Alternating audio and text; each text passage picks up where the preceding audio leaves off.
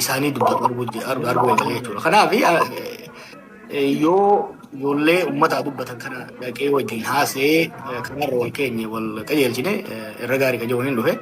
Kanaaf isinis gaafee waanuma feetan waan naamusa waan safuun cabsine alatti dachii fi samii jidduu waan Oromoo fi biyya teenya laallata. Gaafii gaafattan tan danda'uun hin deebisa. Taan itti rafeetiin du'aa itti godhee kitaabas itti ilaalee deebiitti deebi'uu danda'a ni mari'anna jechuudha. Haala biyya keenya jiru irrattis haala addunyaarraas mari'achuu dandeenya. Gaafilee walitti qaqqabaa turtan kan namoonni isinitti ergaa turanii. Gaafilee san gahee isaatii egaa inni gootan booda oodiyaansii keessaa isaa doonu bilbila ammoo akkamitti akkan isinii kennuu danda'an hawaasa keessaayis dhiyeessuu dandeessanii akkasitti bal'inaan haasofna gara oolmaa irraa laallee gara fuulduraatis torbanitti isaa taatu torban lamatti akka baatetti bifa kanaan dhufnee yaada uummataa gaafii uummataa fudhachuudhaaf teenya jechuudha. Waan naqee baltaniif galatooma. Maqaa bareedaa qabdan tokkoof doktora. Galatoomi Jowaar kiyya galatoomi ulfaadhu. Jalqaba kaab jarjara qabda ayyee gaafadhu.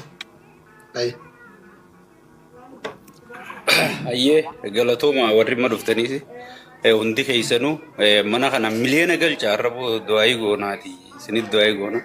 Oromoo fi Rabbi waan xiqqoon gaafatanii tanaaf miliyoona isin gaafanna. Galchaadha hangaafiin hin qabu yeroo baay'ee jijjiiramni kun eega dhufeerraa eegalee uummata Oromoo kanarraa du'aatiin buqqaatiin gudeedamuun hin dhaabbanne uummanni kun rakkina guddaa keessummeessaa jira. Jijjiiramni uummata kanarraa dhufees hin jiru. San gubbarraan mootummaan kun mootummaa Oromooti. Warri kaabaa yoo nu dhufe mootummaa keenya nu jalaa fuudha. Yoo abiyyichi kaaftan eenyuchi kaa'attanii warra kaabaa nuu fiduu deemtanii je'eeti namni dubbataa dhuguma akka namni juusan warra kaabaa fiduu deemtan moo waan qophooytanii jira. Itti aansuudhaan hooggansi gaafa dheengadda wal mari'attan san siyaatilitti marii guddoo gootan sun mariin sun eessarra jirti. Eessarra geessee hajuu tasadaffaadha. Addi bilisummaa Oromoo wanti filannoon tun feeka. Filannoon tun hin barbaachiftu osoo jaaniiti ija guduunfatanii deeggartootaa fi namoota irra guddaa dhaga'uu didanii waan kana itti seenuu qabna jedhanii itti seenanii har'a bakka bal'ataa wantiidha mollaafaan caffee Oromiyaa seenetti beenyaa lammii caffee Oromiyaa seenuu dadhabe. Dhuguma piipiin gartee maaltu mudate duraan parsantiin qoodaaf jeetii waadaa naqee hooggantoota garii shashawwadee akkasitti wanta godhe maaltu mudate sadeenuma tana gaafinti. Galatoome ulfaadhu.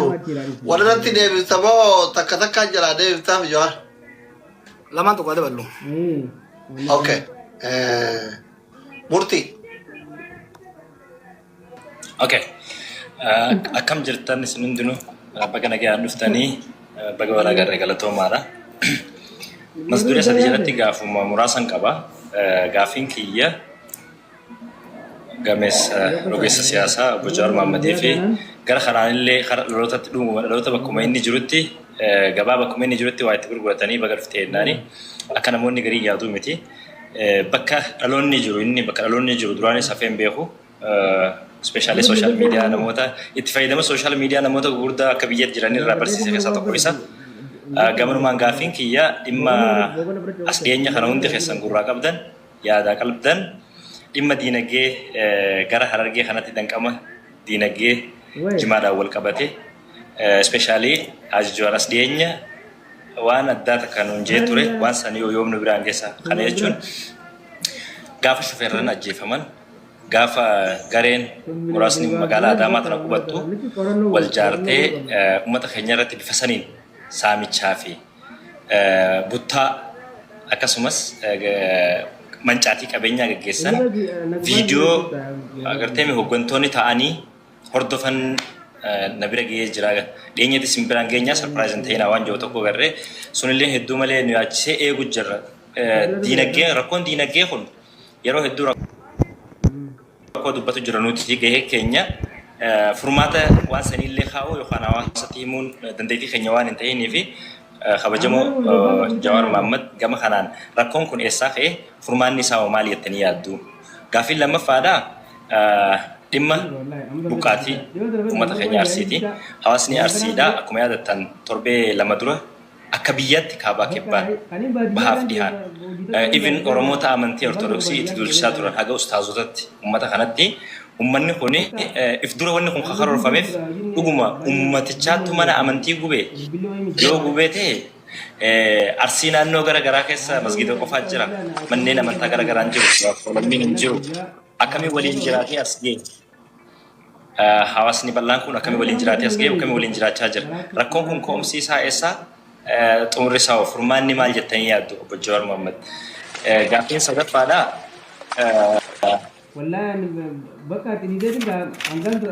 haala biyyattiin amma keessa jirtu nageenya akkasumas sadarkaa keessattuu Oromiyaa keessatti dargaggeessi wama tokko dubbachuudhaaf sadarkaa itti sodaa lubbuu ofirra ga'ee jiru kanatti hegereen dargaggootaa maali?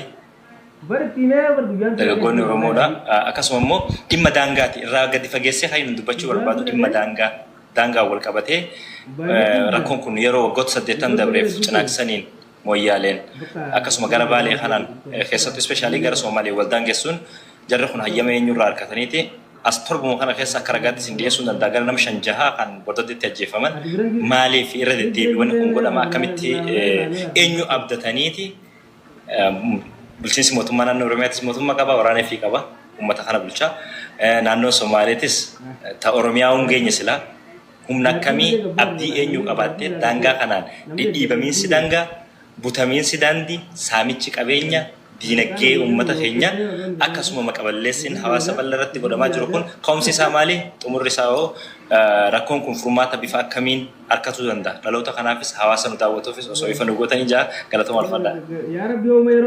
Ulfaadhu galatoomii murtii. Jala deebisee deemu. Gaafi jabduu kaaftan kaasee yeroo adda addaas mari'annee jirra.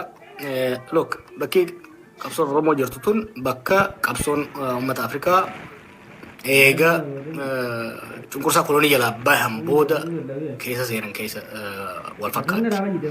Uummattoonni Afrikaa bar dhibbee 17ffaarraa 17th century 18th century irraa kaasee kolonii jala turanii qabsoo jalqaba dhibbee 20ffaa 20th century irratti godhaniin walakkaa irratti walaba bahan bilisa bahan cunqursaa alagaa jala. Waggaa cunqursaa alagaa jala bahan booda waan adda addaa mudatan. Hawwiin ka ture maali? Alagaadha kan cunqursu, alagaadha kan nyaataa jiru. Kanaafuu alaguma yoo ofirraa kaafnu taate hamaa koo hamataa koo jedhanii yaadan. San booda jaatamoota keessa Koongoo kaasii Zimbabween booda garuu Keeniyaa biyyoonni hedduun sirna kolonii Biritishaa taatu, ka Firaans taatu, ka Poorchugiizaa taatu jalaa walaba bahan. Garuu akka hawwan sanitti roorroon irraan dhaabane. Roorroon alagaadhaa hafteeti roorroon firaa dhufte jechuudha. Alagaan saamamuun hafteeti iyyaalli isaan keessaa bahe isaan saamuu eegalee jechuudha. So waan meeqa gara lamatti yoo xiqqaatti bakka lama gurguddaatti bahan. Tokko sirna abbaa irree koloniyaalizimii takkaa'uu faranjootaa jalaa baheeti sirna abbaa irree gurraachotaa jala kufe. Fakkeenyaaf biyya koo durbaa fudhachuu dandeenya jechuudha. Tokko sirna abbaa irree ijaaruu waan hin dandeenyeef wal waraansa keessa extreme case Koongoo fudhachuu dandeenya jechuudha. Biyyoota hedduu hagoodha akka hawwanitti gara dimokiraasii qacaan. Probably Botswanaadha akka fakkeenya kaasuu dandeenya jechuudha. Uummanni keenyaaf yeroo dheeraadhaaf sirna gita bittaa warra biraa jala ture. Qabsoo addaa yeroo dheeraa godhe booda bara 2018 abdiin silaa gara roorroo walii galaa. Maaliif uummanni tokko hoggaa qabsaa'u roorri isaan alagaa waan ta'e qofa osoo hin ta'in roorroo jibbeeti kan qabsaa'u. So nutis akka biyyoota Afrikaa biraatitti roorroo alagaa jalaa kaaneeti roorroo murna nu keessaa bahee jala seenne jechuudha. Kanaaf bakki amma itti ilaaluu qabnu kama Afrikaatiin nu mudate. Warri Afrikaas Keeniyaa fudhanne fakkeenya biyyaan yeroo waggaa sadiif akkas keessa taa'e yoo fudhanne gita bittaa Biritish jala turanii sanbooda